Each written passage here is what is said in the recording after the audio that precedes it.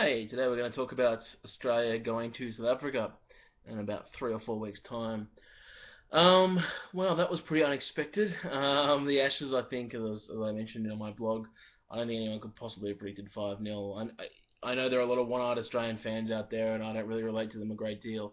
But 3-1 Australia, I could have understood why you would think that, but maybe. But 5-0 is just outrageous performance, and it makes picking this series a bit of a trepidatious affair. I got the Ashes quite a bit wrong, obviously, pretty dramatically wrong, really. So I guess the question and I think a lot of other people are asking is, well, do it again, and is that real? Um, I'm leaning towards no. Australia's road record remains pretty iffy. That said, South Africa doesn't necessarily match up particularly well. I mean, South Africa, in terms of road home splits, South Africa's not been a particularly good home team. I mean, in recent years they've lost to India. This is even leaving the draw aside. Um, Recently lost to India, lost to Sri Lanka, lost to England. They've lost to some teams that you wouldn't have thought they should lose to, and looked for instance vulnerable in the second test against Pakistan. So I mean, this is not like India or even England, who have had pretty much Fortress England and Fortress India for quite some time. So on that score, perhaps Australia's got a bit of a shoe in. But let's have a look at some players. The guy you've got to really start with is Mitchell Johnson. One thing this team is not going to lack in South Africa is pace bowling. Not only are they taking Johnson, Harris, and Siddle, who had so much success against the English, but they're also going to take Pattinson, who's recovered from his injury, and Jackson Bird. Arguably, those two are the two best young pace prospects in the world. So Australia's certainly going to have good pace bowling to throw at Hashim Amla and Graham Smith, who we'll look at in a moment. But Johnson first obviously deserves looking at. That series was 7.4 wickets a match at 13.97 coming from the clouds. To give you some idea, he averaged 56 in 2011. 56. I averaged 39 if you combine 2010 and 2011. So there was no picking this. It came from completely from the clouds. The guy's 32 years old. Fast bowlers generally don't get better at 32 years old, but Johnson had a pretty remarkable series. How remarkable? I thought the only five-test series you could say was definitively better from a fast bowler was Jim Laker's series in '56, where he took 19 wickets in a match. I also had thought, sort of scouting the series in my head before looking at the numbers, that Johnson plays really well against South Africa. I remembered him breaking Graham Smith's hand, I think twice, certainly once. And another match in the Gabba, I think, when South Africa chased down 430, 420, something like that. I remember Johnson took 11 of the 14 wickets that fell for Australia in that match.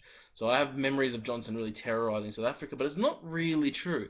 His total, his first two series against South Africa, the two I'm referring to, were indeed spectacular. 5.5 wickets a match at 25.45. But the last two, and again with Johnson, got to remember, we're not necessarily looking at Johnson from 2007 to 2009, where he was this big thing. But the last two series, 3 wickets a match, still pretty good. Johnson's always going to take wickets at 46.56. The last of those was quite recent. It was only just over a year ago, December 2012. He was playing quite poorly. Again, this is an obvious question hovering over the entire series. Can they do it again? But certainly reason to be a little bit concerned. New ball is going to be absolutely enormous in this series. David Warner is a crucial wicket. David Warner has an average of 41.2, 20% score percentage, and a 6 century rate against South Africa. He actually was in that game at the Adelaide Oval where Warner hit 119 of 112. No Vernon Philander in that game. But Warner had a big series. I thought he, in some ways, had the biggest series of any of the Australians because I think he's one of the most important players. Johnson, whether this sticks or not with Johnson, we'll see. David Warner, 27 years old, coming into his prime, showed another level, showed some really good play of slow bowling. That won't be so relevant here, but really showed some growth. And he's the kind of game that could really play well in South Africa. He doesn't rely on drives, so Dale Steyn might be not quite as in the game as he would otherwise be.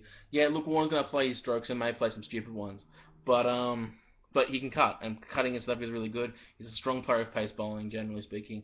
That's also good. And I think playing strokes in South Africa is not necessarily the worst way to go about it, even at the top of the order. Yeah, that 119, no Vernon Philander. He's got some really big home road splits. Warner at home, 52.59 average, 36.7 score percentage, and scoring a century every 6 innings. Away from home, he's been basically abysmal, 25.2 average, scoring in only 20% of his innings, and has never scored a century in 20 digs away. He's never played South Africa though, and as I mentioned before, on the look of it, he should be a good match for South African conditions. So I wouldn't necessarily be too concerned about those home road splits, and it's definitely a series that I could see Warner playing really well in. So he will be a concern for the South Africans. Michael Clark's an interesting case. Got a great set of numbers against South Africa, 70.33, scoring in 1/3 of his innings and hitting a century every 5.3 innings. In South Africa, it's less impressive, 34.11, 10% score percentage, which has been a bit of an issue with Clark recently. Clark's only scored in 2 of his last 14 innings. Yes, there were 2 centuries, but Australia, long term, without Brad Haddin coming in like Superdog, is going to need Michael Clark to really get runs, and not just the odd century consistently. Away from Australia, Clark's record remains pedestrian. 42.17, 26.7 score percentage, and a century rate of 9. And that's over a lot of test matches. I'm talking 50 odd test matches there. And in his last 7, I mentioned before, only scoring in 14.3% of his innings, 35.41 average, and 7 century rate. All this is to say that I'm not sure Michael Clark is the sure thing here, and that increases the importance of David Warner even more at the top of the order. Obviously, the Brad Haddin thing, whatever Johnson, Brad Haddin's no chance of reproducing this form. Maybe I hesitate to say that after what happened in the Ashes, but I really think that's almost a sure thing. On the South African side, again, looking against all of Australia's pace battery, not just Johnson, but the other guys I mentioned as well. Hashim Amla has been absolutely ridiculous. Scoring 45.6% of his innings since January 1st of 2010. So looking at 4 years. Hashim Amla is scoring in 9 out of 20 innings. It's pretty impressive. 66.06 average, 4.4 century rate. It's all pretty fantastic. Hashim Amla was the best batsman in the series, even with Clark's efforts, especially looking at Clark's recent form and road form. And again, an important guy to look at when looking at countering Johnson and so on. Look, they took out Cook, and Cook had maybe not similar, but certainly very, very, very, very, very good numbers coming into the home English Ashes. They'll need to take down Amla, which is probably a tougher ask. Graham Smith, however, on the positive side for the Australians, Graham Smith has a better set of numbers. 37.28, 22.9% score percentage, very low, especially for an opener. An 11.7 century rate against Australia in 18 matches. So it's a big sample size, has never particularly played the Australians very well. Getting Graham Smith will be very important. Alvira Peterson's been in spotty form recently. They can get them 2 for 20, 2 for 50 consistently. Australia will be in these games. Hashim Amla, they can get guys around him. I don't think the loss of Callis is a big deal for South Africa. Callis was struggling for the last 18 months. Perfectly understandably, I might add. An amazing career for Jacques Callis. Beyond compare, almost. But the 2013 Jacques Callis was not doing them particularly many favours. De Villiers has also been out of his mind. I don't have the numbers up right here, but De Villiers has also been fantastic. So I think if you're trying to play into, well, hang on, Graham Smith's maybe a concern, no Callis, are they maybe a little bit green? I don't think the times of saying De Villiers and Amla are green are long gone. They still bat extremely deep. They're going to put another batsman there, Dean Elgar, in there. Dumini's still there. Du Plessis is having a wonderful start to his career. Vernon Philander's starting to round in after a slow start with the bat. So there's still plenty of batting there. Could have said the same about England too, 6 months ago before the English Ashes, and obviously that tail fell apart. But the difference here, I think, despite all of that, remains, and despite some pretty promising numbers for Australia, I think remains that this is away from home.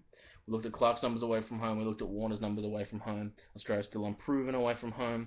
South Africa is still the best team in the world, even with their spotty home record. I can't see many draws in this series. Michael Clark is obviously a very aggressive captain, as we hear ad nauseum. There are so much good pace bowling on both teams that you have to think that runs will be pretty precious. We saw England unable to get 180 in half their innings. I obviously don't think South Africa will have the same fate, but I do think that they'll struggle to get 400 plus. And I think likewise for the Australian. I think the Australian batting card was 5 for 110. I put that in the blog as well. When Brad Haddin came in, 5 for 100 repeatedly on almost every single test. I think only Adelaide were they in good shape after 5 down. South Africa may not be able to finish them off. Their old ball isn't that fantastic, but I think the sheer statistical probability will strike Australia. They're just simply not a particularly good batting team. And running into Dale Steyn and Vernon Philander and Morne Morkel in their own conditions, when you haven't got a proven away from home record, look, even without any draws, I'm still going to be pretty aggressive here. I think South Africa 3-0. We'll see how it all plays out. Thanks again for watching, guys. Yeah, thank you.